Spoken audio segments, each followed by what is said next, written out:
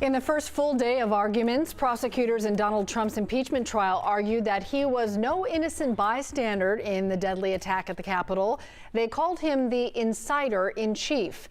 Late this afternoon, they showed never-before-seen video from inside and outside of the Capitol on January 6th as they argued the former president spent months priming his supporters to lash out. And his speech that morning was, they said, a call to action. Georgia also playing a central role in prosecutors' argument today as we learn Fulton County's new DA is building a criminal case that could go after Mr. Trump for a phone call with Georgia's Secretary of State, where he asked him to find votes to overturn Georgia's election results.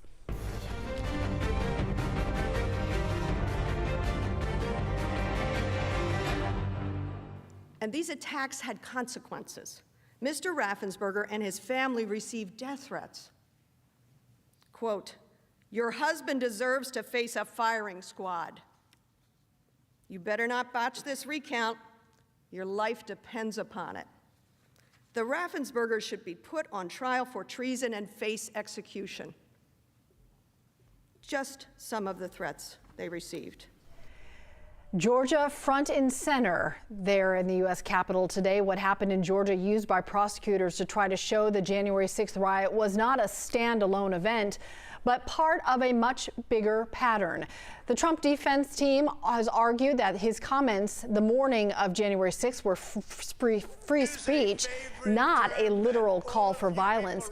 House managers, though, countered that the former president knew the consequences of his words, but continued pushing the lie that the election was stolen even after the U.S. Capitol was breached.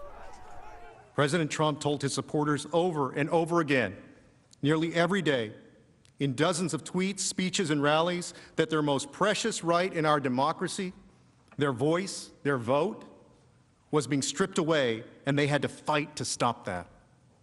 And they believed him, and so they fought. And you may say, well, he didn't know that they'd take up arms. But when he did know, when it was all over the news, President Trump didn't stop. Just days before the riot, the president reached out to Georgia's Secretary of State about our election results. Now, the Fulton County District Attorney has opened a criminal investigation that likely targets the former president for that call. 11 Alive's Doug Richards has more. In a letter to the governor and other state officials, Fulton County District Attorney Fani Willis says she has jurisdiction over the potential criminal case involving the former president because the phone call that was made involved the Secretary of State's office, which is in the Capitol in Fulton County. So tell me, Brad, what are we going to do? Then President Trump was still trying to find a way to win Georgia's 16 electoral votes when he got on the phone with officials in the Georgia Secretary of State's office January 2nd. I just want to find 11,780 votes, which is one more than we have. Now the question is whether the former president solicited election fraud in Georgia. In the letter to state officials, District Attorney Fani Willis said this matter is of high priority and that our duty demands that this matter be investigated and, if necessary, prosecuted in a manner that is free from any appearance of conflict of interest or political considerations. Former President Trump's actions were probably illegal under the law, and I think this investigation is very important. At the state capitol, some Democrats cheered the investigation. I think it needed to happen, and I'm glad it's happening. But prosecuting the former president will present challenges, says former DeKalb District Attorney Robert James.